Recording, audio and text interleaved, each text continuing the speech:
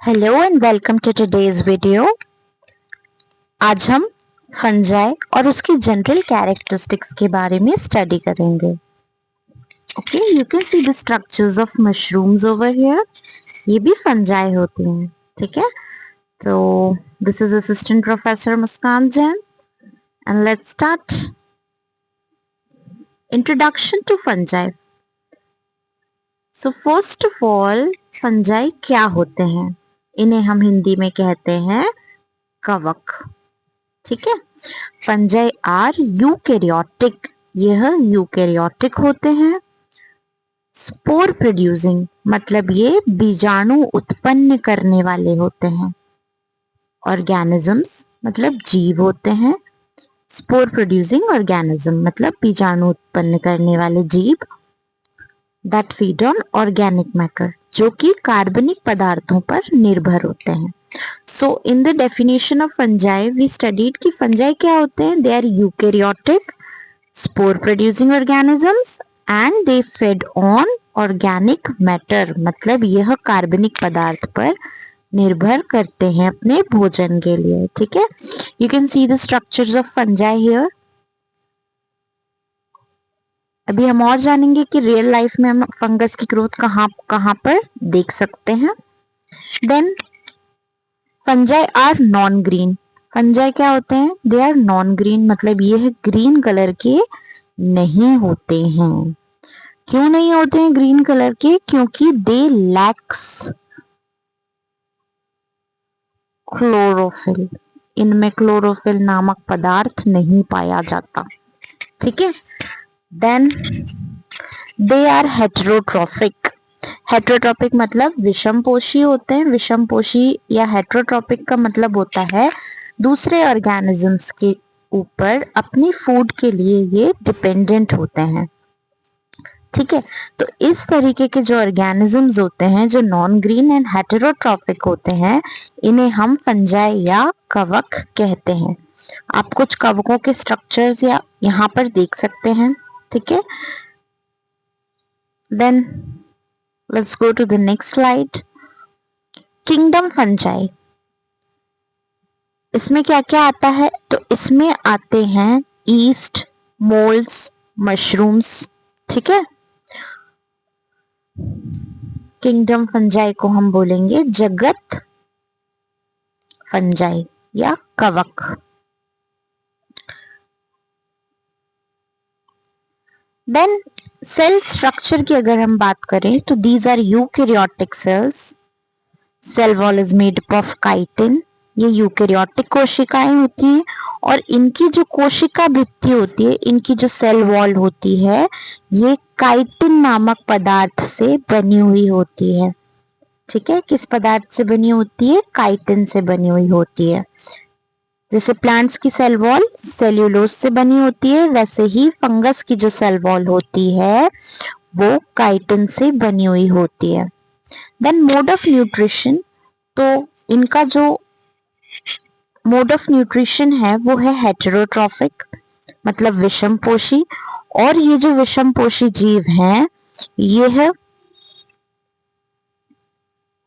Saprophytic, parasitic और symbiotic भी हो सकते हैं। जैसे सेप्रोफाइटिक का मतलब है मृतपोषी, मृतजीवी सॉरी, एंड पैरासाइटिक मतलब परजीवी और सिम्बायोटिक मतलब सहजीवी, ठीक है। मृत जीवी जो होते हैं वो डेड एंड डिकेइंग मैटर पे सरवाइव करते हैं। पैरासाइटिक किसी भी चीज पर अटैच हो जाते हैं और खुद को न्यूट्रिशन देने का काम करते हैं। और सहजीवी मतलब यह किसी भी दूसरे जीव के साथ सिम्बायोटिक एसोसिएशन स्थापित करते हैं और उसी के साथ ये सरवाइव करते हैं, ठीक है। देन रिप्रोडक्शन एंड फंजाई की अगर हम बात करें तो फंगस में जो रिप्रोडक्शन की प्रोसेस है वो एसेक्सुअल रिप्रोडक्शन या अलैंगिक जनन जो है वो स्पोर्स मतलब बीजाणु के माध्यम से होता है। बडिंग मतलब अंकुरण के माध्यम से होता है और फ्रेगमेंटेशन मतलब विखंडन के माध्यम से होता है। ठीक है, ये सिर्फ एक बेसिक डिटेल है कि इसमें एसेक्सुअल रिप्रोडक्शन जो है वो बीजाणु अंकुरण और विखंडन मतलब स्पोर्स बडिंग एंड फ्रेगमेंटेशन के माध्यम से होता है।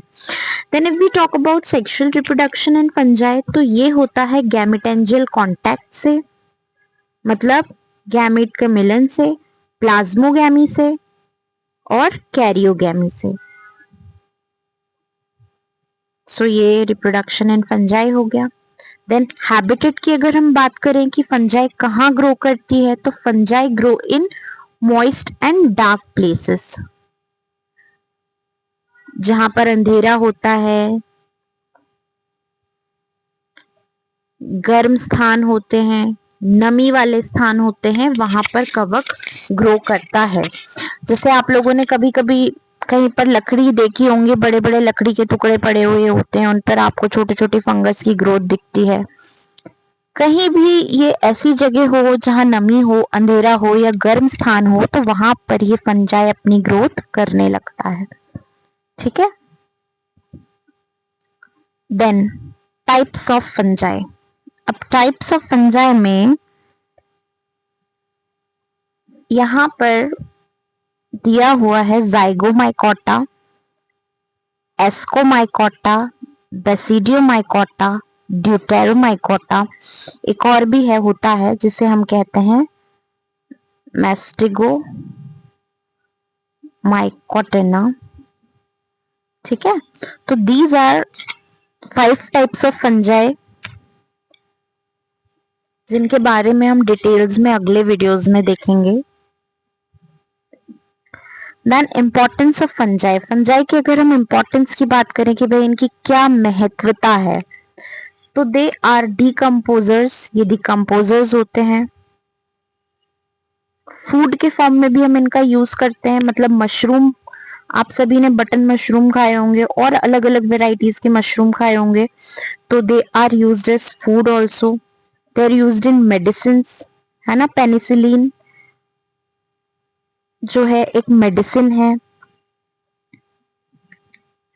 जो कि अलेक्जेंडर फ्लेमिंग ने डिस्कवर की थी। Apart from this fungi are also used in cosmetics and they have many other uses. So ये हम याद रखें।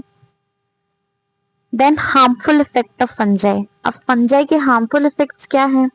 तो ये डिजीज कॉज करती हैं, पौधों में भी और जानवरों में भी। ठीक है, जानवर में हम ह्यूमंस को भी इंक्लूड करते हैं। बहुत बार ह्यूमंस को फंगल इन्फेक्शन हो जाता है, तो ये फंगल इन्फेक्शन फंजाई की वजह से ही होता है। And the other thing is ये फूड स्पॉइलेज करती हैं।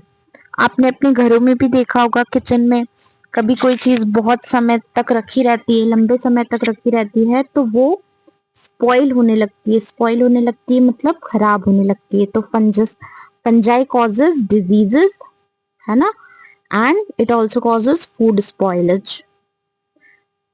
Then symbiotic relationship. अभी हमने पढ़ा था कि यह सिम्बायोटिक रिलेशनशिप बनाती है या सहजीविता स्थापित करती है। तो ये कैसे करती है? तो माइकोरिजा, माइकोरिजा ये फंगस होती है जो कि प्लांट रूट के साथ ग्रोथ करती है। ठीक है, पौधों की जड़ों के साथ ये ग्रो करती है। The other one is lichen. Lichen जो है वो एल्गी के साथ ग्रो करती है ना। हम जो फंजाई की स्टडी करते हैं वो एक ब्रांच में करते हैं, है ना। उस ब्रांच को हम कहते हैं माइकोलॉजी। ठीक है, और अभी हमने एक वर्ड देखा लाइकेन।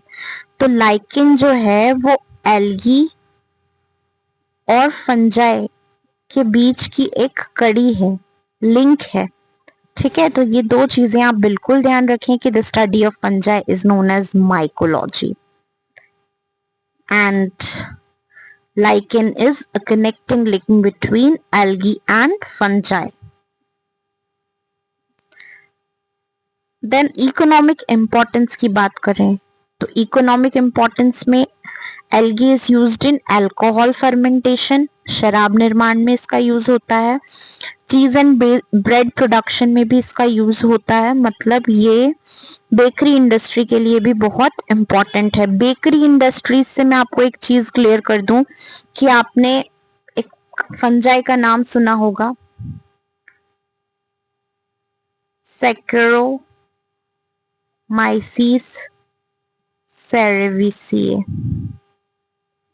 कॉमनली ये ब्रेड बनाने में, केक्स बनाने में एंड जितने भी बेकरी आइटम्स जो बनते हैं उनमें यूज होती है, and it's common name is east.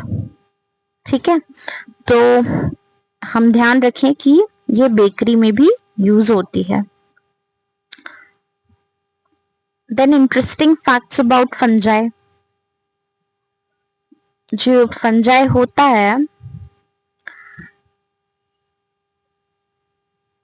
वो बहुत ही इंटरेस्टिंग है। सबसे पहली बात तो ओल्डेस्ट फॉसिल फंजाई की अगर हम बात करें तो ये 1 बिलियन ईयर्स ओल्ड है। सबसे पुराना कवक जीवाश्म जो है वो 1 अरब वर्ष से अधिक पुराने हैं। और world's largest organism is fungus. दुनिया का सबसे बड़ा जीव एक कवक है जिसका नाम है आर्मिलारिया। ध्यान रखें कि जो सबसे बड़ा फंगस है उसका नाम क्या है, आर्मिलारिया। ये कॉम्पिटिटिव एग्जाम्स में भी पूछा जाता है। देन यहाँ पर आपको कुछ स्ट्रक्चर्स दिखाई दे रहे होंगे, बड़ी फैमिलियर हैं। ये ब्रेड का स्ट्रक्चर है। आप इस पे देख सकते हैं फंगस की ग्रोथ हो रही है। और आप अपने घर में भी अगर किसी ब्रेड को 2-3 दिन के लिए कहीं रख देंगे तो उस पे आपको छोटी छोटी ब्लैक डॉट्स और स्पोर्स दिखाई देने लगेंगे। तो वो जो स्पोर्स हैं वो फंगल स्पोर्स होते हैं, एंड आप उनको अगर माइक्रोस्कोप में ऑब्जर्व करेंगे तो आपको फंगस का क्लियर स्ट्रक्चर दिखाई देगा। ठीक है, तो fungi are diverse organism vital for ecosystem functioning and human life. कवक विविध जीव हैं जो पारिस्थितिकी तंत्र और मानव जीवन के लिए अत्यंत महत्वपूर्ण है। ठीक है, आई थिंक ये आपको क्लियर हो गया। ये ब्रेड पर एक फंगस ग्रो कर रही है जिसे हम कहते हैं ब्रेड मोल्ड।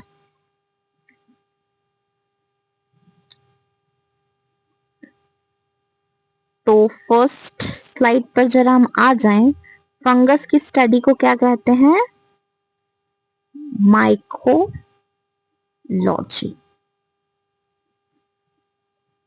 है ना। फंगस की स्टडी को हम कहते हैं mycology, and it is very important for our ecosystem because they are decomposers.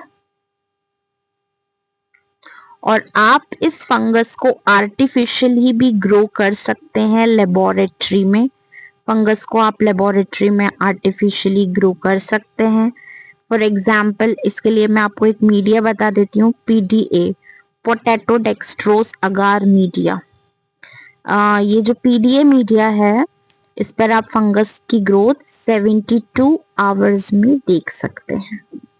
I hope आपको फंगस के बारे में समझ में आया होगा। Thank you for being with me.